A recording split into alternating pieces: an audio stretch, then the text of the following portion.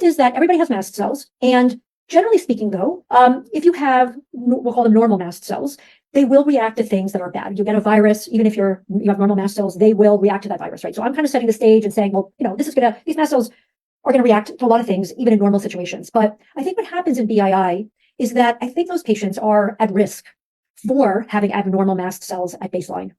And what that means is that those mast cells are not just reacting to things that are foreign, but kind of like reacting all the time at a low level, almost like leaking out these chemicals at a low level. So there's a low level of inflammation happening sort of at baseline.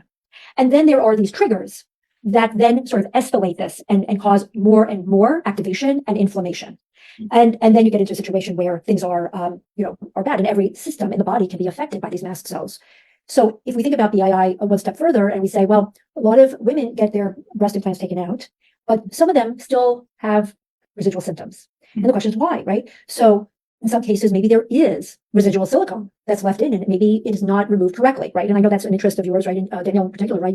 We talk a lot about on block removal and all this stuff that we need to make sure that we're getting all the silicone. So that may be why some women are still sick. Maybe the silicone is even traveling into the lymph nodes, into the lymphatics, maybe, right?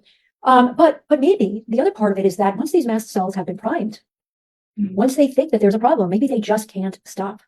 And that's really, I think, the majority of the patients that I see.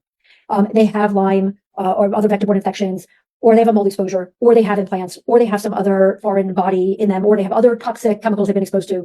And even when we work really hard to remove those triggers, sometimes the mast cells don't necessarily reset the way we want them to because they were already dysfunctional before it all started.